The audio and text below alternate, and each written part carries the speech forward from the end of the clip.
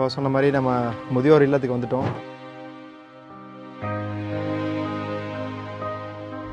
அவங்களுக்கு என்ன தேவை இருக்குதுன்னு கேட்கலான்ட்டு போகும்போது சின்ன சின்ன விஷயங்கள் சொன்னாங்க. என்ன வேணும் அப்படின்னு பார்த்தா மளிகை ஜாமானை கேட்டிருக்காங்க. அதே மாதிரி பெரியவர்கள் படுக்கிறதுக்கு பெட்டு, தலகாணி இதெல்லாம் கொடுத்தீங்கன்னா சப்போர்ட்டாக இருக்கும் அப்படின்னு கேட்டாங்க. நம்ம பரம்பூர் ஃபவுண்டேஷன் சார்பாக குருஜி மகாவிஷ்ணுவோட சப்போர்ட்டில் மளிகை ஜாமானை பிளான் பண்ணியிருக்கோம்.